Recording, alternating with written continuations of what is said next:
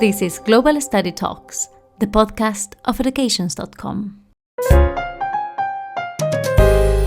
Hi, Lola. Hi, Chris. Thank you so much for being in the podcast. Absolutely. How are you? I'm good. I'm excited to be part I'm of so happy to this. hear that. So Yeah. happy. So, you're from Spain, I am from right? Spain. And what is how did you decide to study abroad? Where did you study abroad? Tell us a little bit more about that.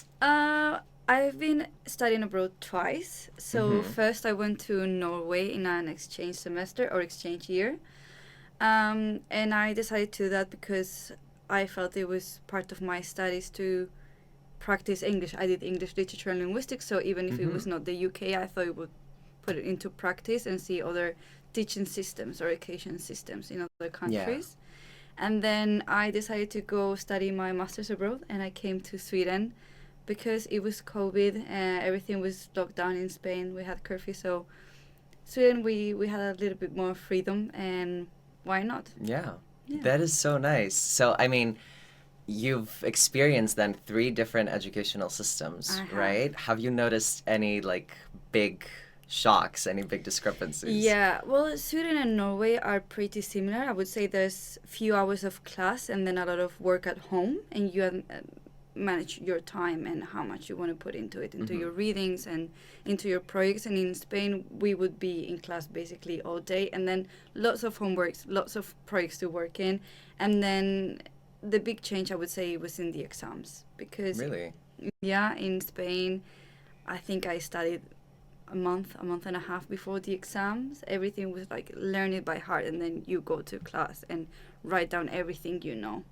So you just spill it there. And then in Norway and Sweden, it was more like take your notes to class and put your knowledge in a practical way according to the questions. So That's so interesting because I think I've had the same insight from my friends in Greece. I don't know if it's the Mediterranean.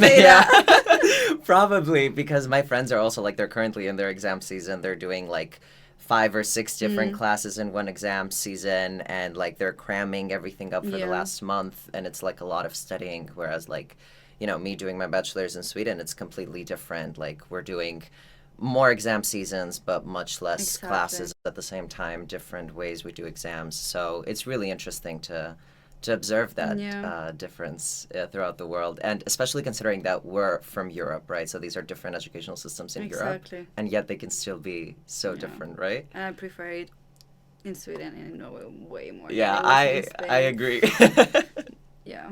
Even though I haven't directly experienced the Greek educational system, the higher education, but from what I hear, I prefer Sweden. So, can you describe your study abroad experience in a few words? Yeah. To me, it was life-changing. When I went there, I thought I had things under control, but then I realized I didn't. And I grew up so much during the year, registering to be part of the system, finding a job, moving around, managing the time to go home, see my family, studying, exploring Norway. So learned a lot of time management, money management. Yeah, that's really nice. And I think it's especially important to talk about the fact that you did all this studying abroad, and now you're in Sweden, right? Yeah. You're working here. So take me a little bit through that journey, right? So what happened from deciding to study in Sweden, and now this is your life practically? I think it's been, I don't want to say it was pure luck, but I've been really lucky because my master's program, there were only 13 spots available. And Lund University is such a famous university. It is. So at first I applied, and I was in the waiting queue. And then I got accepted because so many people had canceled their applications, or they had rejected their admission spot because of COVID. Oh, right. So if I hadn't been because of that, I don't know if I would have made it. Then I went to Lund studying, and our program coordinator sent us an email, hey, Keystone, and they normally want interns coming from this master's program. There's been some people in the past that have done that. If you are interested in this, let me know and I get you in touch. And I couldn't find any internship anywhere because, again, COVID, the EU, they were not taking many people. I also applied to the Olympic Committee in Switzerland, and I didn't get that. and I got an internship here, and since then. Okay, So that's amazing. But yeah. so what was your master's on? European studies. Okay. So it was history, some politics, some project management, nothing to do with marketing. Exactly. Nothing. So that leads me to my next question. Yeah. How did this happen? I think learning by doing. As I said, I'm really curious, and I'm a quick learner. Yeah. That's the way I am. So I ask questions, I read, I listen to podcasts and videos, and I think that's how I've learned. And the projects that I did while I was an intern, I think they were, I don't know, doable. And I got interested into getting more and more and more. And I remember finishing one project and asking for more. Yeah. So I think that's how I've. That's really nice. By doing. Yeah, because I mean, I know that a lot of people, when they decide whether for a bachelor's or a master's, what they want to do, you know, how they envision their lives, they kind of get sucked into this idea that whatever you're going to study is pretty much what you're going to do, you know? No, also my bachelor studies is in English linguistics and literature, so I have tried to apply whatever I know from my programs into what I do at work. Yeah. Just you have some resources that you have to use, and I think they are practical. We can just use them in any field. So how do you think that the education that you've had has, I mean, impacted you so far in your work, in your life, and especially, you know, the education that you've done, but also the education that you've done abroad specifically?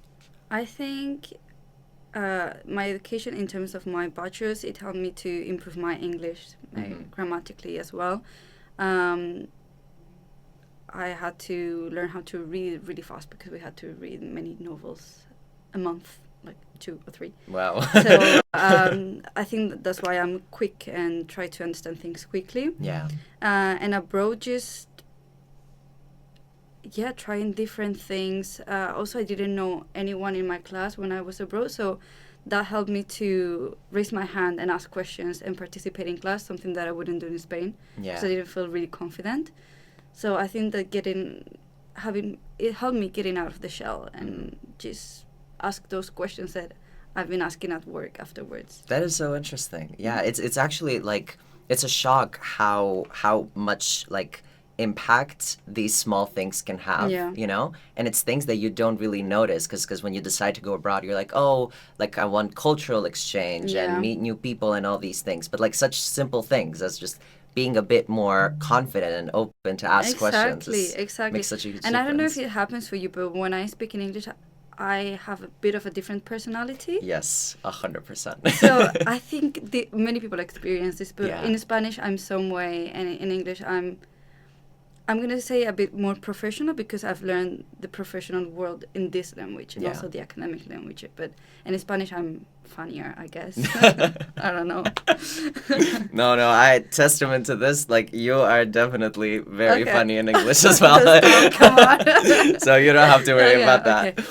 So you've been through practically 2 processes of studying abroad, right? One for exchange and one for an actual degree. Yes. So I guess that means you've been through the research process twice.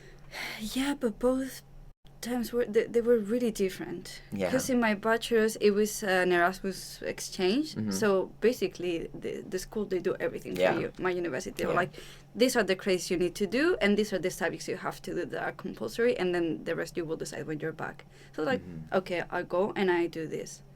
Yeah. And then I got funding from the EU and from my university, so I didn't have to think about that much. But then when it came to Sweden, I was like, okay, how does this work? I have to apply through a portal. I don't have to submit it to my university. It's something different. I was really lucky because I have a friend that is Swedish, half Swedish, half Spanish. So he guided me all the way. I was like, okay, this is the website. This is where you read these documents that you need. This is where you send them. So I guess I would have figured it out without him as well. Yeah. But I didn't have to think that much about it. I think the real struggle came when I had to find an accommodation. I imagine. Yeah. That is the hardest part in Sweden and in so many other Yeah. countries. I mean, in Norway it was not that difficult because there are not many exchange students, especially in Stavanger. The people that went there were mainly focused around the engineering, petroleum, and so on and so forth. So it was really targeted, and not many people want to do this. Yeah. And there were plenty of student accommodation, so that was not a problem. But Lund is such a small place, so limited. So very popular student city as well. I didn't find a place to live until the week before I went. So really, that must have been stressful. It was very really stressful. I imagine, because I didn't have to find my own accommodation when I decided to study abroad. It was pretty much guaranteed from my university, which was honestly a blessing. Yeah. But like for me, like the application process of having to submit to so many different universities in different countries, that was like, I would say, one of the most stressful times of my life, and I never get stressed. Yeah, no. So like this process is so stressful in itself. I agree. And at least in Sweden you have one platform, everything is unified in one place. But in other countries you have to submit individual applications here and there, which is the case of Spain. So it can be honestly so difficult. And that's why, like, I think for me, managing the stress was already super difficult, like having to find all the information I need, right? Like understanding what the requirements are, all of that. So like having a place where all of that, I could find that in one spot was so important to me. Like I joined the Global Study Fair, I remember, when I was in that process, and I was genuinely so lucky to have the opportunity to talk to so many universities and understand what different countries, like the educational systems that they have and the scholarship opportunities and whatnot. So I think it's super important to have resources like this during the application process. But I would say the one thing that, for example, I didn't have that you had in this case was actually talking to someone that has already been in that country, you know? Because I have no connection to Sweden. And when I decided to study abroad and I was looking at the universities, I was begging like program directors at different universities to get me in contact with students. And they didn't. Like, it's just, it always fell through. Like, the emails were never replied to. Like, there was always something going on. And, like, I was really upset. And I think this is also, like, part of the reason why I wanted this podcast, to be able to bring the perspectives of different students to the forefront so people can feel a bit more comfortable in this process. Yeah, you know? peer advice is so important. I remember the one thing I was missing when I went to Norway was information about the student life or the social life, because I thought I don't know anyone who's been here. Exactly. This is in Norway. I don't know how much partying or social life there can be. So this can be great or this can be extremely boring, especially long winters, dark days, so on and so forth.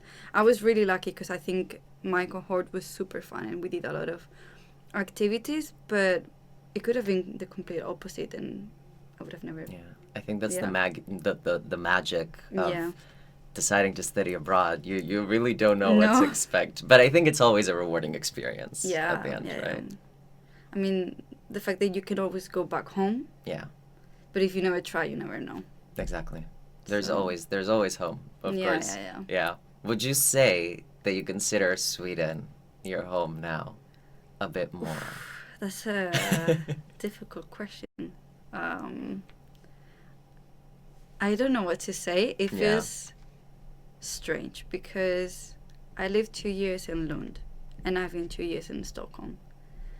In Lund I didn't feel at home because I know it was only to study my master's, and after that there is no life if you're not a student, in my personal experience. Maybe other people love it. And then I came to Stockholm and it was a bit difficult. It was winter, people around me, they have their partners, and I was like, okay. So it takes a little bit to settle and to have your circle. Yeah. And now I feel really comfortable. I love it. Although I'm still missing some things that I have in Spain. But then I go to Spain and I'm like, I don't know if I could do this. Yeah. Once you've been abroad, you don't see the things the same way at home that you used to. So I think, to sum it up, home is both Sweden and Spain. I have parts of me here that I couldn't live without, but the same in Spain. I don't know if this makes sense. Yeah, no, it does, because I also feel the same way. Like, every time I go back to my parents in Greece, it feels so weird, because I do feel such a huge change from the person I was last time they saw me. And it's not like just a difference between the pre-study abroad Chris and the post-study abroad Chris. It's also like you keep changing all the time the more you discover, right? So it's honestly such a weird experience, like a complete out-of-body experience sometimes, but it is definitely so rewarding. And I think that's the beauty of it, that you don't have to choose because you have both options at the moment. So. Exactly. Yeah, you don't have to settle anywhere. Yeah, exactly. And now we get to the part of the podcast where we engage the audience as well. We asked some questions beforehand on our Instagram story to get to understand what people wanted to hear from different students. And a big question was around jobs, and specifically part-time jobs when you're studying. But I would broaden that in general to internships and general professional opportunities you would have when studying abroad. So what has been your experience with that? I think it really depends where you are. If you're in a student city, the competition for a part-time job, a student job, or internship is going to be huge. Yeah. Because in Lund, it was impossible. Like, everyone was applying for jobs. And if you knew Swedish, you had a plus. Yeah. When I was in Norway, it was way easier because there were not so many students. So I worked both as a babysitter and in a cafe. Okay. And especially being a Spanish speaker, towards the summer, it helped a lot because there were many cruises coming with the Spanish tourists. So that helped a lot. But I think now with the online opportunities, you don't have to restrict yourself to finding something in the city where you are living. I think you can explore options somewhere else. But the competition is huge everywhere. It is. So you have to find something that makes you different. Yeah. That to the others. So it's a hard task for sure. And I think it's not impossible. It's not. I want to believe that you will find something that it is right for you. Yeah. I've done that thing of applying like crazy to a amount of internships and jobs, and something that is not for you is not going to work. Yeah. So something will come. That is so true. Right now is the process in my bachelor's where a lot of my peers are applying for internships and stuff. And it's weird to see that, like, I mean, it's not, I wouldn't say it's weird. It's very understandable to see that people are very passionate about certain projects and certain, internships and positions, and then they don't get them. But the one thing I keep reminding them and myself as well is that if you really want an opportunity and just doesn't come your way, that's a sign that another opportunity, a more fitting one, is going to come, right? So I think that's something to keep in mind when it comes to thinking about and actually making the decision of going abroad, that anything can happen. Yeah, honestly. And I think it's also really important to take a break. Sometimes you can get few rejections, you can feel demotivated, your cover letters start being a bit worse because you feel unlucky or unhappy with it. So take a break, few weeks, and then start the process again. That's exactly. Right. And I would say the same would apply for university applications as well, 100%. right? So many rejections, so many different possibilities. Yeah, so exactly. Yeah. Well, thank you so much Thank you. for being in the podcast. Yeah. Do you have any last remarks, anything you'd want to address to the audience as well? Go abroad. It's going to change your life. You're going to be so happy by doing it. And even if you want to go back home afterwards, do it. You'll be a new person. Thank you. Yeah, thank you so much. Thank you for listening to Global Study Talks. If you are interested in studying abroad, check out educations.com and get all the help you need in every part of your study abroad journey. See you next time.